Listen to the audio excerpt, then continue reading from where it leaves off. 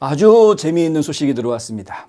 반공청년단 벡서스 정책연구소죠. 김정연 단장이 도널드 트럼프 대통령 취임식에 참석을 했는데 취임식 바로 다음 날인 이 마지막 공식 행사 제60회 대통령 취임식 국가기도 예배, 그러니까 국가조찬기도회입니다.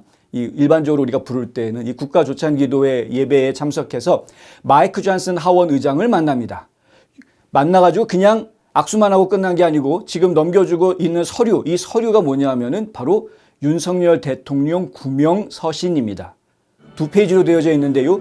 이 윤석열 대통령의 구명 서신은 윤석열 대통령의 계엄 선포 이유를 설명했던 그리고 작성한 SNS 글, 요 내용을 영어로 번역을 해서 올려 놓았고요. 그리고 이 이유에 부정선거 내용이 포함되어져 있다라는 부분을 지금 이 김 대표는 강조하고 있습니다. 오늘 미국 의전서열 3위인 마이크 존슨 하원 의장에게 이 서신을 전달을 했습니다. 윤석열 대통령을 지키는 것이 한국을 지키는 것이다 라는 내용의 서신이고요. 윤석열 대통령께서 체포되기 직전에 한국 국민들에게 전달한 이 편지 내용도 전달을 했습니다. 많은 한국 국민들이 걱정을 하고 있고 윤석열 대통령을 위해서 한국을 위해서 기도를 하고 있다라는 말을 전달했습니다. 이 서신을 전달해줘서 고맙다라는 이야기를 마이크 존슨 하원 의장께서 해주셨고 저의 손을 꼭 잡아주셨습니다. 이 이야기가 어떤 의미가 있는지 제가 조금 더 설명을 드리겠습니다. 마이크 존슨 하원 의장이 사실은 트럼프를 그게 열심히 따르고 있었던 마가 정치인들, 가장 대표적인 게 이제 프리덤 포커스에 소속되어져 있는 보수파 의원들이죠. 강경 보수파 의원들로부터 반발을 샀습니다. 왜냐하면 민주당하고 지금 너무 쉽게 넘어가고 있는 거 아니냐. 민주당 쪽에서 요구하는 법안에 호락호락 넘어가고 너무 쉽게 타협해주고 있는 거 아니냐. 이런 비판을 받으면서 의장직에서 끌어내려질 것 같은 이야기들이 계속 나왔었습니다. 가장 앞장섰던 의원으로 칩 로이 의원이 있었죠. 그런데 그럼에도 불구하고 트럼프 대통령이 계속해서 존슨이 잘해왔다 이렇게 이야기했던 거 저희도 계속 보도해드렸습니다. 저희도 계속 설명을 드렸습니다. 연방 하원 의장의 무게, 그 자리의 무게감이라는 것 때문에 결국은 하원은 공화당이 다수당이었지만 상원은 민주당이 다수당이었던 118차 의회에서는 존슨 의장이 할 수 있는 역할이 너무나 축소되어져 있었다. 어쩔 수 없이 어느 정도 타협을 할 수밖에 없는 입장이었기 때문에 그런 것이다. 트럼프는 마이크 존슨 하원 의장의 진심을 알아주고 있기 때문에 지지해 주는 거다. 이런 얘기를 저희가 해설로 해드린 적이 있었는데 그런데 최근에 나온 이야기가 그거보다 더 깊은 이야기가 있었다. 부정선거와 관련돼서 마이크 존슨 하원 의장과 트럼프 대통령 간의 교감이 있었다라는 이야기입니다. 마이크 존슨 하원 의장이 부정선거에 대한 이야기를 듣고 그리고 이 2024년도 대선에서 부정선거가 절대 발생하지 않게 하기 위한 최선의 노력을 펼쳐 주었다라는 것입니다. 그것에 대해서 도널드 J. 트럼프 대통령이 아주 높게 평가를 했다라는 것이죠. 야, 적어도 마이크 존슨은 나를 배신하지 않을 것이다라는 믿음이 거기에서 나왔다라는 이야기입니다.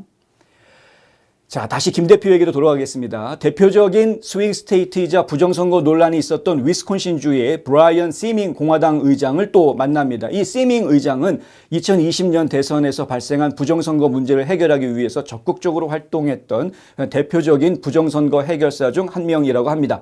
이 브라이언 시밍은 도널드 트럼프 대통령이 2020년 대선에서 조지아주 선거 결과를 뒤집으려 했다라는 혐의를 뒤집어 써가지고 기소가 되고 머그샷까지 찢는 아주 수치를 당했었죠. 그때 그 기소장에 트럼프만 기소한 게 아니라 트럼프의 공범 해가지고 18명을 함께 기소를 했었는데 그중 거기에 보면은 케네트 체브로스라는 이름이 나오고 루디 줄리아니 이름도 나오고 바로 이 브라이언 시밍 이야기도 그 기소장에 나온다라는 이야기입니다. 그 정도로 부정선거와 관련해서 핵심 인물 중에 핵심 인물이다. 근데 이 사람을 만납니다. 김 대표가. 그래서 3시간이라는 시간 동안 대화를 나눴다라고 보도자료에 나와 있습니다. 제가 보도자료를 보고 너무나 놀랍기도 하고 기쁘기도 했는데요. 이 브라이언 시밍에 따르면 트럼프 대통령은 2020년 부정선거 의혹이 제기되자마자 존슨 하원 의장에게 미국의 선거 공정성을 위해서 최선을 다해달라고 부탁을 했답니다. 그래서 실제로 마이크 존슨 하원 의장이 그러한 작업들을 진행을 했다라는 것이죠. 세밍 의장은 트럼프 대통령과 존슨 하원 의장의 선거 공정 회복을 위해서 부정선거 문제를 해결하고 미국의 선거 윤리를 강화하는 데 노력했다. 이런 이야기가 나온 겁니다. 자, 저희가 다시 한번 기억을 좀 더듬어 보면은요.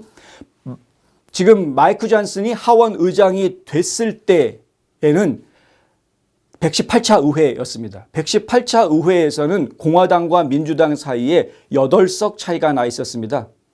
이 숫자 차이가요. 그런데 119차, 올해 시작된 119차는 작년 선거 결과에 따라서 결정이 된 건데 5석 차이로 줄어들었습니다. 공화당이 5석만 많은 상황입니다. 그러면 이 다수당이긴 하지만 어쨌든 이 의석 수가 오히려 줄어든 상황이 돼버렸는데 그러면 본인이 책임을 져야 되는 것 아니냐라는 이야기가 강하게 나올 수도 있는 거였거든요. 그런데 트럼프 대통령은 책임을 묻지 않았습니다. 왜 공화당 하원 의원 수가 줄어들었느냐라는 책임을 묻지를 않았습니다. 오히려 나는 존슨 의장을 지지한다. 전적으로 그를 믿는다. 지지한다. 이렇게 얘기를 했습니다. 왜 그랬을까? 갸우뚱했던 분들이 이 대목에서 풀릴 것 같습니다. 부정선거와 관련한 공조가 아주 철저하게 잘 되었기 때문에 강한 신뢰감이 생길 수밖에 없었다. 김 단장은 그랜드 하얏트 호텔에서 어제 브라이언 세밍 의장과 만나 3시간이 넘는 시간 동안 한국과 미국의 부정선거 문제와 해결 방안을 논의했다고 하고요. 양국이 어떻게 협력할 수 있을지에 대해서 심도 있는 대화를 나눴다고 합니다. 한편 김정현 이 반공청년단 단장은 북한 인권운동가이자 뉴욕 구국동지회 회장인 마영애 회장과 뉴저지주 5선 하원 의원인 로버트 어스 하원 의원의 특별 초청으로 트럼프 취임식에 참석한 것으로 밝혀졌습니다. 이 로버트 어스라는 주 하원 의원은 스카이데일리 기사에도 등장하는 이름입니다. 지금 이제 스카이데일리의 조 대표가 취임식에 참석을 해서 이야기를 한 것 중에 하나죠. 이 로버트 어스가 조 대표, 스카이데일리의 조 대표하고 이야기한 내용 중에는 어떤 내용이 있었느냐? 이재명 더불어민주당 대표를 원비어법을 적용을 해서 미국으로 압송하는 그런 이야기들이 실제로 지금 공화당 내에서 거론이 되고 있다라는 이야기가 스카이데일리에 보도가 된 것을 저희가 보았습니다. 이 이야기는 이 이야기가 나오기 이미 전에 저희 뉴스앤포스트에서 유진철 회장과 인터뷰를 할 때 그 인터뷰에서 유진철 회장이 원비어법에 대한 이야기를 이미 꺼냈죠. 더 나가서 우리 미국에서 만드는 오토 원비어법에 회는 액티브가 된 법을 이재명이 저질렀잖아요. 근데 윈비어법은 미국 법인데요. 미국 법이죠. 이재명 씨는 한국 국민인데 적용이 되는 거예요? 달러를 보냈잖아요. 달러를 보내서. 달러를 보냈잖아요. 네. 그렇다 할지라도 한국인의 입장에서는 내정 간섭이 아니냐, 미국의 내정 간섭이 아니냐. 내정 간섭이 아니에요. 미국 법을 어겼으니까는 미국 법으로 우린 처리하겠다 이겁니다. 아하. 그럼 심하면은 어떻게? 쌍방울 압류할 거예요. 미국에서요? 그럼요. 거기를 통해서 돈이 나갔으면은 네. 쌍방울 그거 압류해야죠. 저번에 그 태평양에서 북한 배 네. 압류해가지고 미국을 끌고 와서 경매해서 팔아가지고 그 돈 윈비어 측에 넘겼잖아요. 공화당 내부에서 이미 미국 내 공화당 내부에서는 얘기가 이미 다 되고 있었던 부분인 겁니다.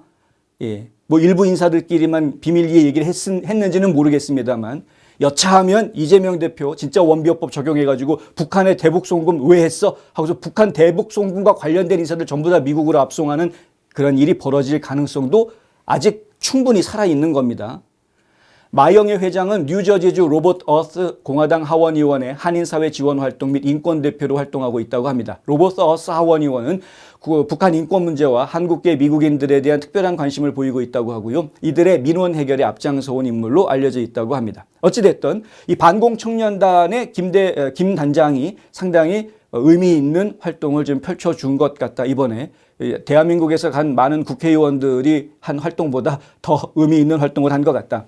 한 가지 하지만 저희가 언론의 입장에서 딴지를 좀 걸자면 오게티라고 해야 될까요? 딴지를 걸자면 이것이 과연 예, 이렇게 구명운동을 펼치는 것이 어떤 의미가 있을지에 대해서는 조금 더 생각을 좀 해보기는 해야 되겠다. 뭐냐 하면은요, 윤석열 대통령이 만약에 탄핵이 돼서 감옥에 간다거나 뭐 이런 상황, 어떤 실형을 선고받는 그런 상황이 된다 그러면 구명운동이라는 표현이 적당할 수 있겠습니다. 예, 미국으로 뭐 이 사람이 형을 살지 않고 정치적 망명을 할 수 있게 도와달라 뭐 이런 구명운동이라는 표현이 거기에 적당할 수 있겠습니다. 하지만 지금 상황은 재판이 진행되고 있는 상황이죠. 재판이 어떻게 될지 모르는 상황에서 기각될 수 있습니다. 저희가 볼 때는 충분히 기각될 가능성이 아직까지는 남아있는 그런 상황이기 때문에 구명운동이라는 표현은 관점 적당하지는 않았던 것 같다. 뭐 그럼에도 불구하고 이건 그냥 꼬리잡기식의 말장난식의 딴지였다라고 말씀을 드릴 수 있겠고요. 본질적으로는 어찌됐든 한국의 상황에 대해서 이렇게 직접적으로 최고위 인사 하원 의장은요, 대통령, 부통령 다음에 하원 의장입니다. 그러니까 미국에서는 서열 3위에 해당하는 것인데 이런 최고위 인사한테 이러한 서류들을 직접 전달하고 의견을 이야기할 수 있는 자리를 만들었다는 것은 김 단장이 정말 훌륭한 일을 해낸 것이다. 대한민국의 미래가 밝다라는 이야기를 제가 이런 차원에서 할 수 있을 것 같습니다.